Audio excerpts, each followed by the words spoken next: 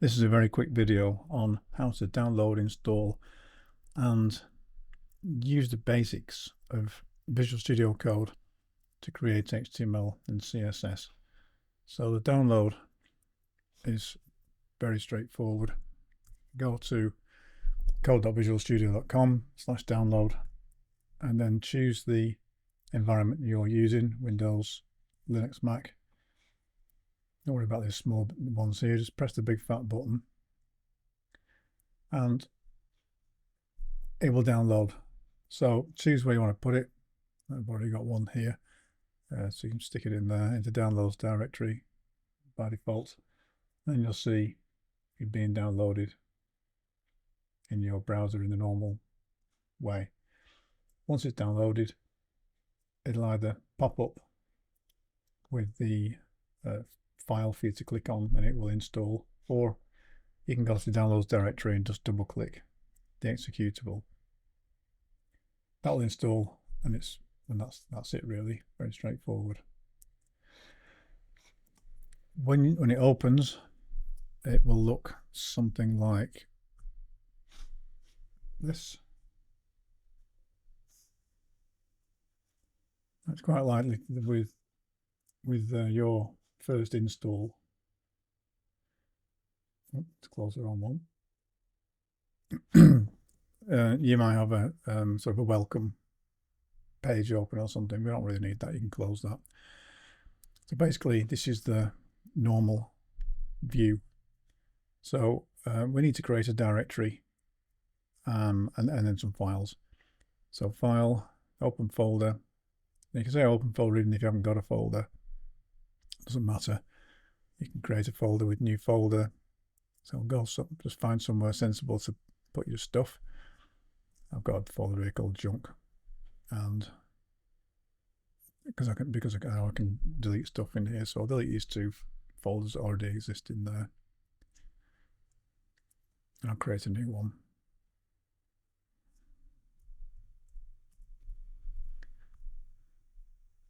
And then select a folder.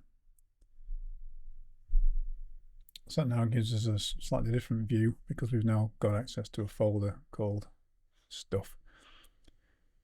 This view here, though, this panel here is for lots of different things. You probably want to have all of these icons down here, so don't worry about that. These are extensions that I've added at a later date. So the main one for you is this. This is the one that shows you the folders view. So if it's on any other view, then you get confused, just click on the folders view and it'll show you the files, which of course at the moment we haven't got any. So create a file, new file, so let's call it well, in fact, yeah, go on, I'll call it that, HTML, doesn't matter what you call it, and then press return, and it creates us a new file. And this is, as you can see, it's a list of files that we've got in our project. Now, the benefits of using an IDE like this is that it can do a lot of donkey work for you. So, for example, instead of having to type in all the usual guff that you put in at the start of an HTML file, you can shortcut it with press the exclamation mark, and you get two options here. Just pick the top option and it will paste in the boilerplate code for you. So here's the typical metadata stuff in there. Here's the title of your page, which will be viewed in the browser tab. So I'll have that. And here's the body where the stuff you're interested in is going to be placed. Now again, you can be helped out here with shortcuts. So you might start off with something simple like a heading 1. You can type it all in because it's not very complicated. The IDE has actually put an end tag on for me, so don't forget. But be careful, sometimes you don't want that to happen, so be careful you don't end up with multiple end tags. Or if you want to go even quicker than that, we just type H, then you get a choice of different things that you can choose from. So heading 1 will be that, and it just puts it in for you.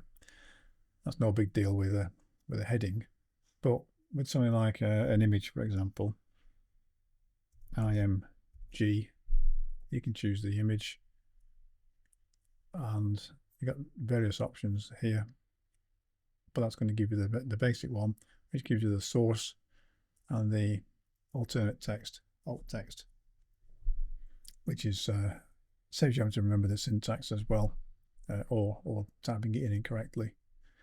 So that's pretty handy. So let's looking at the previous examples that we've done. We did one on previous videos on Ben Nevis, for example. So you can either type the stuff in or use one you've already got.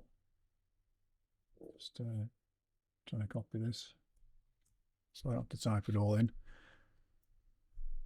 and let's paste it in. So we've got a heading 1 there, a couple of paragraphs, an unordered list, and a couple of photos. The photos here in this image are referenced from somewhere on the internet. Now, once you've typed your code in HTML, then you can have a look at it in a browser. We can do one of a couple of things. And if you want, by the way, if you want more screen space, and you don't need to look at this file list because it's not that hard to remember, you've only got one file, you can just press the folders button and it'll give you a bit more screen space. Just alternatively pressing it will make it appear. So we can run this. You can do that from either start debugging or run without debugging. It doesn't make much difference which one you choose in this case, because there is no debugging available for HTML because it's not a programming language. Or you can press F5 or Control F5. I usually just press F5, and that's near enough. So clicking on this or pressing F5 will have the same effect. Choose which environment you want it to run in. So we want it to be in a browser. I've got Chrome and Edge installed, so I'll choose Chrome. Okay, so having done that, it's launched the Chrome instance, and that's what this stuff looks like. You can, if you wanted to keep them side by side, you might have multiple screens, which is easier. But if you don't, then using hold the Windows key down and press the right hand arrow, and it'll push that onto that side, and then get your other stuff back here. So you got half and half of the screen. Okay, so if you change something, for example, you can see the title there is junk, and it's come up in the browser tab, and the heading here has come up there.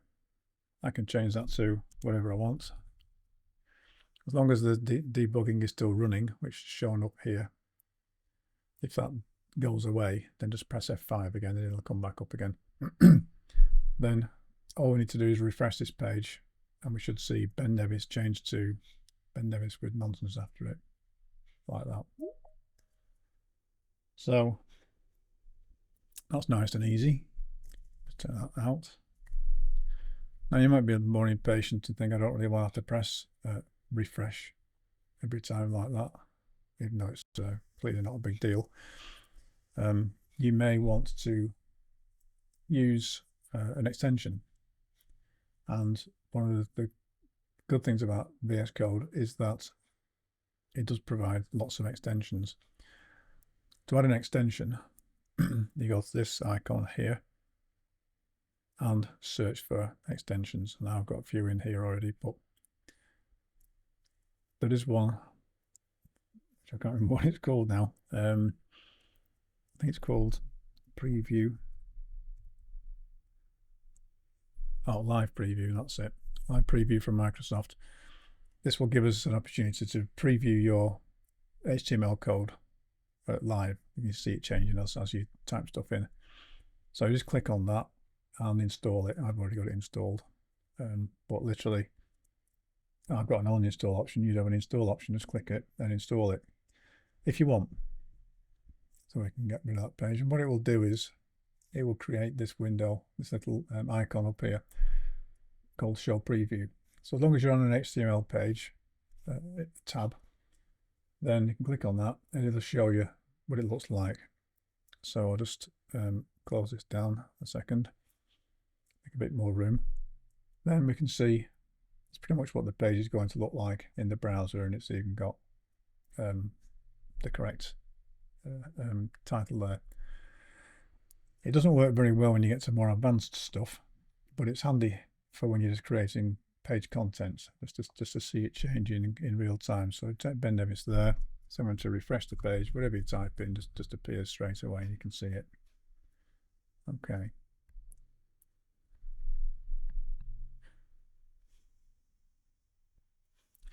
Another benefit of having an integrated development environment like this is quite often your code can get a bit messy. You type stuff in, it gets a bit all over the place, and you think, oh, I'm going to have to keep pressing the space bar and such to try and get these things to line up, and then you change your code and you know, I'm going to have to change it all again now, line it all up again. So we got into a bit of a mess like this. Now I'm assuming by default you get this. I don't think it's an extension that I've got, but you press Shift and Alt together, hold them down, Shift and Alt, and then press F for format, and it tidies all your code up like that. Very handy. Another thing is that rather than using the web-based development environment and having to reference images from the internet, then you've got the opportunity to be able to reference your images directly from your project. So if we had the images in here, for example, then we could reference them in there. So I'll copy the couple of images into this folder, literally by finding wherever it was, junk, I think it was called. Junk there. I just have to, there's a picture of a cat there. I'll have that one. And put it into, so here's the project folder stuff. I'll put this picture of a cat in there. I don't know what it's going to look like, and I don't know why I even got it, but it'll do. And so if we want to reference that cat picture, which is there, then we just need to reference it. Because it's in this directory, we don't need to provide any path information, it's already there. No idea what this is going to look like. And let's have a preview. Oh, it's a cat sat on the toilet, right. Nice. Okay, so that's just showing you that you can reference files you've got on your local machine. If that was in a different directory, then you'd obviously have to put the path in there in front of it. To add CSS to this, then we'd have another file. Call it what you want, but I'll call it .css, just to match with the HTML. Just fix that for the moment, and then we can put some CSS into to style this basic page here. So because the code for the styling will be in a separate file, we need to reference this file from here so that the browser knows where to get the styles from. So we'll need to add something in this head section to point the browser to where the CSS is. So again, you can shortcut this. The element we're looking for is link, and there's a choice there. There's one link CSS. That's what we want, and it's put the information in for us. It's given the default name as style.css. That's okay. I'll just change it to junk.css.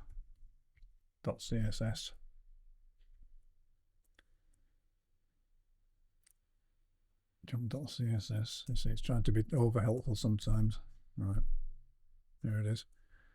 And rel equals style sheet, just telling the browser that this link that we're pointing to here is actually a style sheet, and that's it. So we should be able to access styles that are declared in here now. So say I wanted to style heading 1. So I'll just close this panel and we'll have a look at the view there. If I want to style heading 1, I just have H1